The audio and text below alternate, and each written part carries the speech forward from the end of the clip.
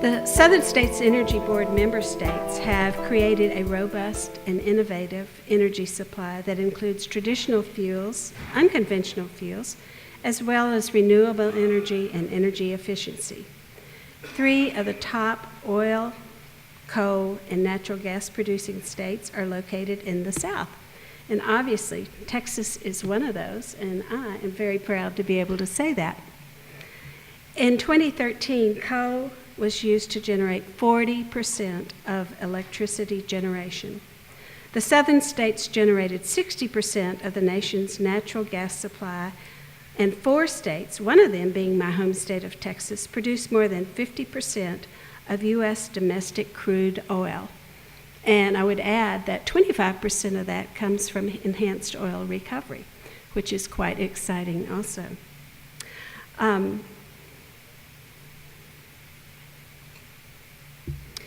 They produce more than 50% of the U.S. domestic crude oil. Texas, along with West Virginia and Kentucky, rank among the top 6 coal-producing states.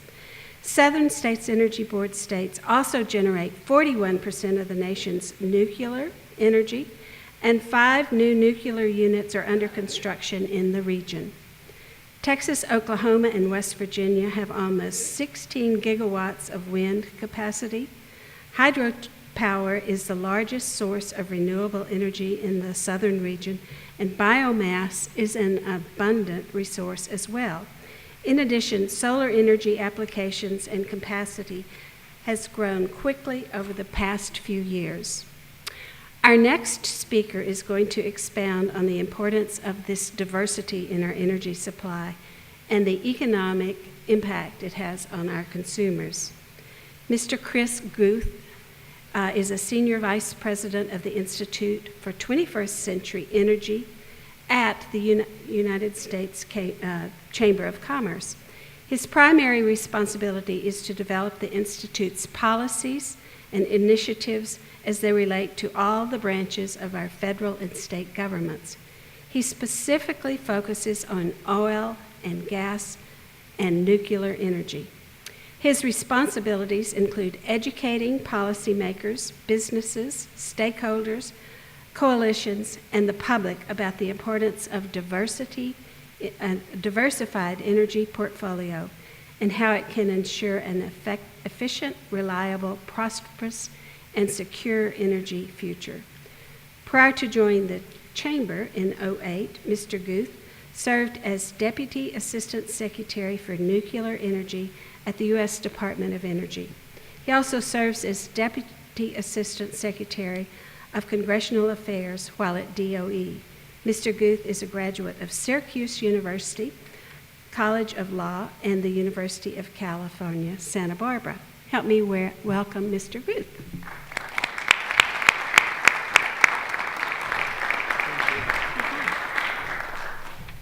Well, let me set the stage a little bit. I work at the U.S. Chamber of Commerce, which I think probably everyone's familiar with, a chamber, one way, shape, or form.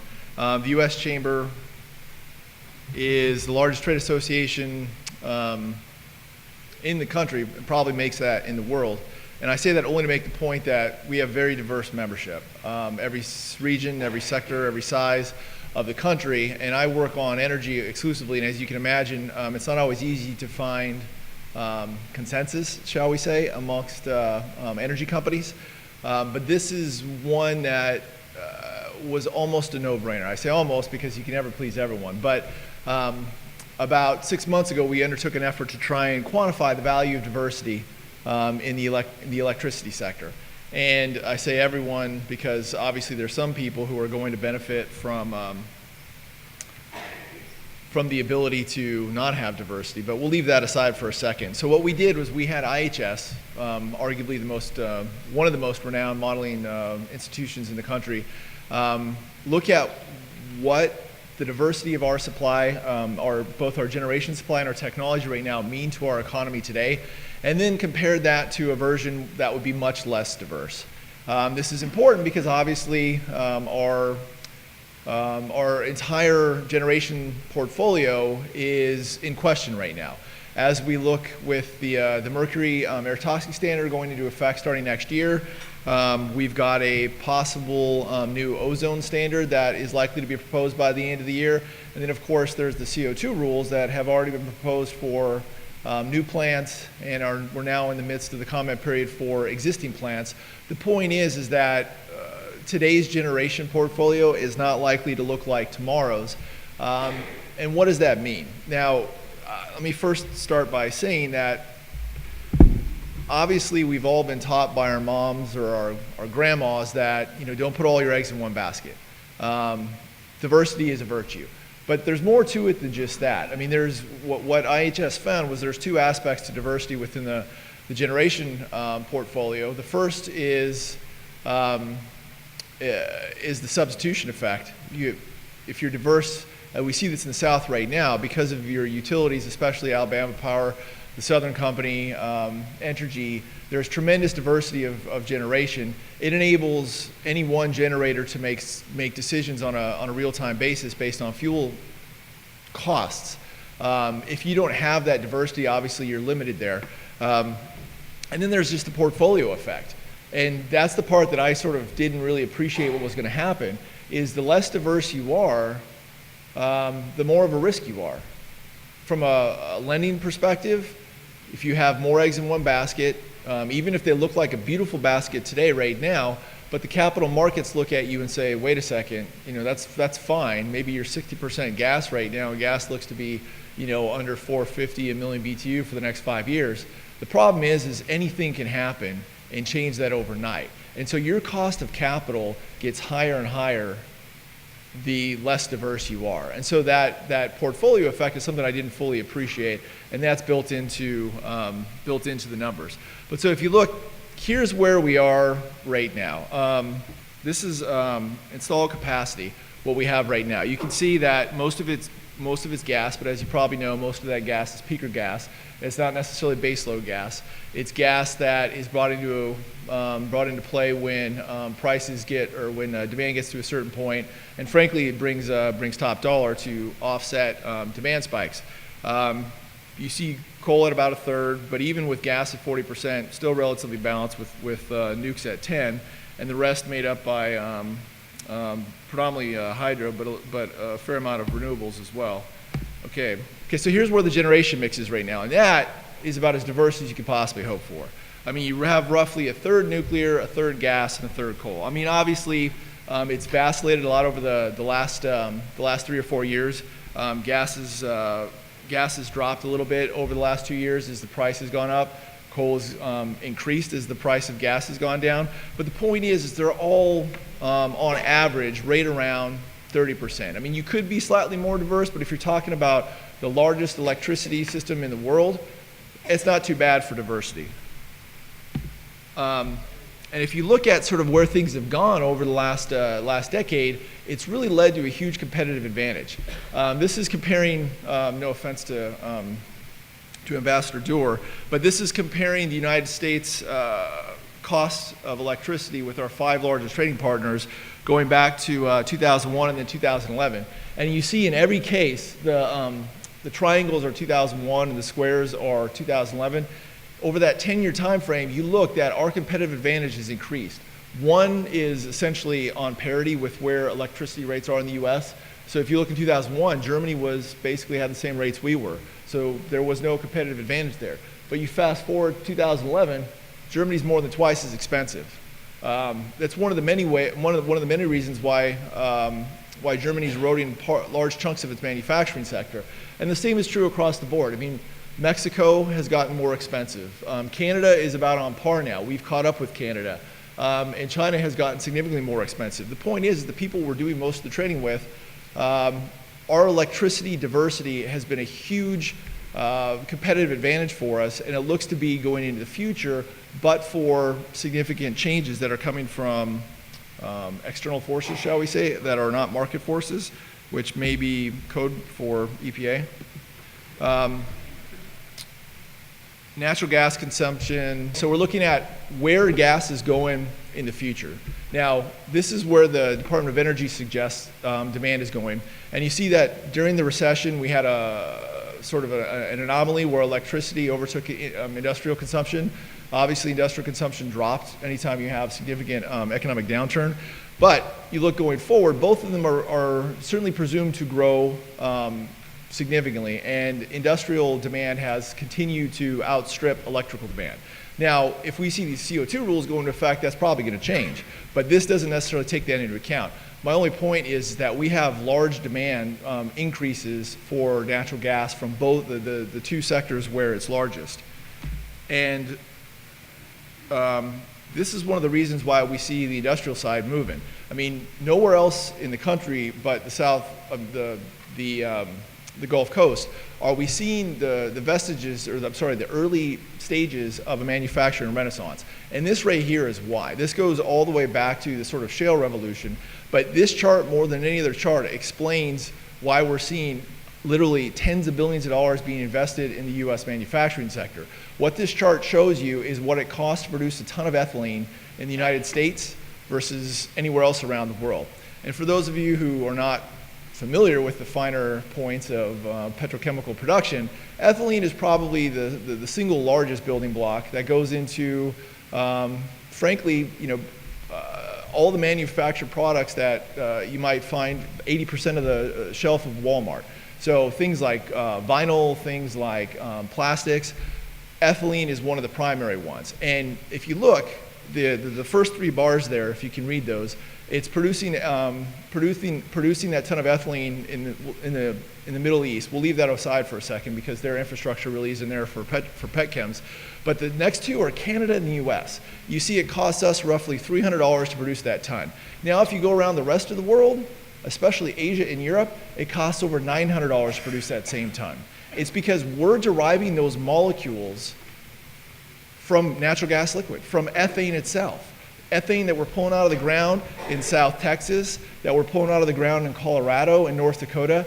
The rest of the world doesn't have access to that natural gas liquid. So they have to pull and derive those same molecules from oil, from naphtha, a refining process. And so on a per BTU basis, or comparing apples to apples, it costs 3 times more there than it does here. And that's one of the primary reasons why we're seeing this manufacturing renaissance here, to take advantage of this huge price spread. But also on top of that is the electricity.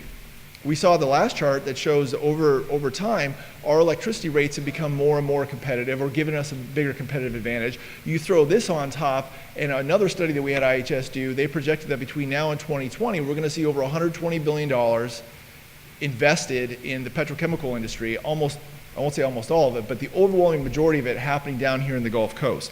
So this is a beautiful story looking forward, lots of growth. And this is petrochemical. I mean, the petrochemical guys and gals are the ones who make the plastics and the resins and the chemicals that all the rest of the manufacturers rely on to make their iPhones, calculators, Barbie dolls, whatever it is. So we're about to see the initial stages of a manufacturing renaissance there too, with the sort of Acme inks that make widgets in the middle of Ohio somewhere that most Americans think about.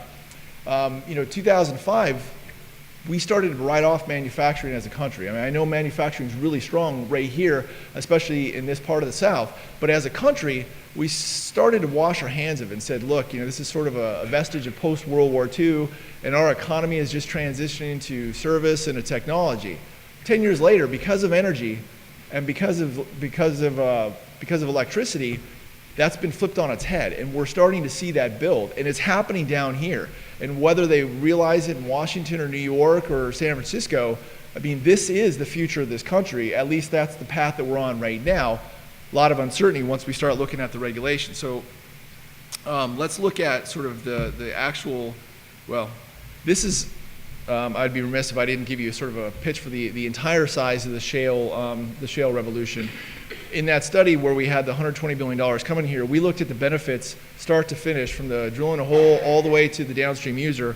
Now what we found was last year, or 2012, over 2.1 million jobs were supported solely from this unconventional revolution, doubling to almost 4 million jobs by 2025. And perhaps the best part of it is the government revenue side. $75 billion last year going all the way to, from now to 2025, $1.6 trillion. I mean, that's real money even in DC.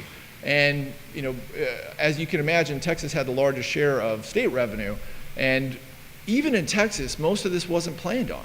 So I mean, this is essentially a windfall for state governments all over the country, and even the federal government, because this 1.6 trillion is essentially divided up almost evenly between state, local, and federal. This is money that is just pouring in because of all the economic development and the royalties that are coming out of this development that nobody from a budgetary standpoint was really paying attention to, and obviously that matters at a time of fiscal austerity. So here's the clouds, the clouds that are gathering, the storm clouds. This is a set of rules that utilities and other regulated industries face. I mean, some of these are final, some of these are alleged or sort of rumored or likely, but the point is it's very difficult to look at this and thread that needle. We're talking about air, we're talking about water, we're talking about national ambient air quality standards. There's a lot going on there. And so let's look at we know the Mercury rule goes into effect next year. The Clean Air Act has been a great success story. Since the 40 years it's been around, we've eliminated about 80% of all the targeted air pollutants that it identifies. Mercury is one of them. We're down to the final 5% of mercury coming from power plants. I mean, that's an amazing testament to U.S. engineering. But as you can imagine, and if any of you are engineers, that final 5% is arguably more difficult, exponentially more difficult to remove than the first 5% and arguably even the first 50%. The point is the way the Clean Air Act has historically worked, as you get closer to that finish line, you obviously have diminishing returns of health effects because you've reduced so much. And you're supposed to have more time to engineer around that steeper engineering feat. Well, this administration, instead of more time, actually gave less time than what the normal increments would be. We can argue about why. Some say it's political. They wanted to get it done before they exited the stage for the next guys. But the point is that we're not ready from a technology standpoint. And so what we're seeing is, I'll come back to this slide, but what we're expecting is somewhere in the neighborhood of about 80 gigawatts now. This is, according to the US government, over 50 gigawatts. It's probably 80 gigawatts of coal prematurely closed. That accounts for roughly 20% of our entire coal fleet, which is about 10% of our entire generation fleet. And if you see where they are, they tend to be coalesced around certain areas. You've got the manufacturing Midwest, and you've got the Southeast. You may recall, I mean, one of the benefits of living in the South is the weather is a lot more temperate, but you may recall in January, our brothers and sisters in the North experienced what they call the polar vortex, and we saw temperatures drop to 40 below zero in places like Michigan, where they're not really prepared for that. That's not normal. I mean, it gets cold up there, believe me, but not that cold. And as you can imagine, electricity demand skyrocketed because when it gets that cold, it takes a lot of energy to keep people warm. And frankly, if you don't keep people warm at that point in time, they start to die. I mean, we see this in Eastern Europe all the time when they shut the spigots off to Ukraine, but this is the US. And so we had a huge spike in demand. And if you look at where these power plants are, according to the two biggest utilities up there, they were running those coal plants that are slated to be closed down, these big, huge black holes on this map, were running at a 95% capacity. So the question is what happens in 2017 when these plants are all shut down and the next polar vortex comes around? I mean, there's a lot of things to blame EPA for, and frankly, I don't blame them for this because this is a congressional issue. This is an oversight and unintended consequence because EPA is not required to legitimately look at reliability. In fact, the US court just said about 6 months ago, they don't even have to look at economics. So we can castigate EPA, but the reality is the law doesn't require them to do it. And we need to change that law because you can't make these changes, these wholesale, whole cloth changes to the electricity portfolio without taking the two most important aspects, reliability and economics, into effect. Now, I would be remiss if I didn't talk about diversity, if I didn't talk about cost comparison. There's this notion, especially in the DC universe, put forth by a lot of NGOs on the environmental side that this coal's on its last legs, and it has nothing to do with regulations. It has everything to do with the market. I mean, this shale revolution is just cleaning coal's clock. And to be honest, there's some truth to that, but it's nowhere near the whole truth. I mean, the reality is that the huge increase in production of natural gas, dry gas, methane, has glutted the market, and therefore the price has dropped. That has forced coal prices to go down too, because they compete on the same market, for the most part, thermal coal, in the utility sector. But at no point in time, as this graph shows you, at no point in time on an apples to apples per BTU basis has natural gas ever been cheaper than coal. So while there is some truth to cheap natural gas forcing coal to be cheaper as well, it's not as simple as a lot of the folks in DC want to make it out to be, that this is just about natural gas cleaning coal's clock. Okay, let's look at sort of ultimately the diversity aspect to things. Okay, this goes back to the report that we did, quantifying diversity. And what we see is that because of where we are right now, they estimated that, this unfortunately graph covers a little bit of the words up, what they estimated that beautifully diverse pie chart I showed you up front, it saves the country about $2.8 billion annually because of the ability within that portfolio to minimize capital costs, frankly. And this shows sort of a comparison between the actual cost, the dark blue, and the light blue is the comparative cost when diversity went away by region. And it's difficult to get into with these slides, but my report's available and I'm more than happy to make it available to you if you guys want to dig deeper into it.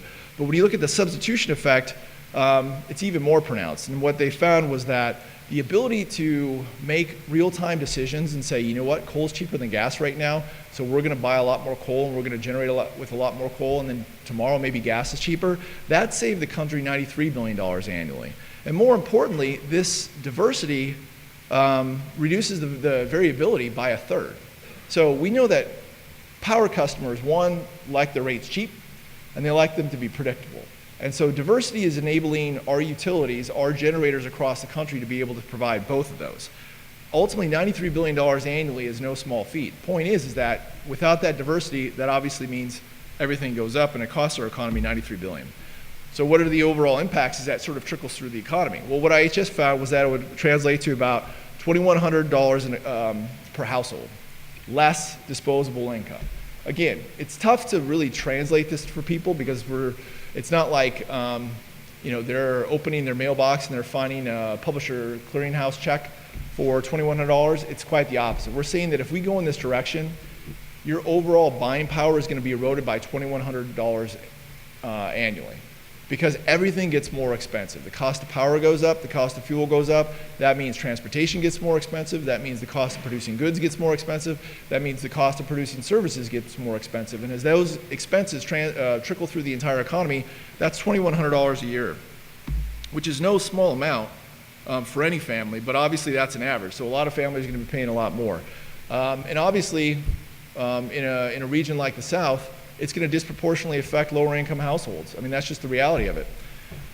It's going to cost the economy about 1.1 million jobs. Again, as firms have to reallocate their capital because of higher energy expenses, that means they can't expend as much on new projects. They can't hire as many people. Ultimately, 1.1 fewer million jobs. And last I checked, we're still about 20 million jobs shy of being at relative full employment. And ultimately reduce the overall GDP by about $200 billion. 1.2% sounds small, but when you're talking about an economy the size of the United States of America, that's a lot. So diversity is worth essentially 2% of our GDP. It goes away, we pay a lot more. So ultimately, diversity, because of the substitution effect and because of the portfolio effect, it's one of the greatest single assets this country has. I mean, we have the largest fossil fuel resource base in the world, and we need to be able to utilize it. We're seeing this manufacturing renaissance being built on the pillars of cheap molecules, cheap feedstocks, and cheap electricity. And as these storms gather, that may not very well happen. And that's something that we all need to guard against. And frankly, as the governor said, it starts at the states. So thank you very much for the opportunity to talk today.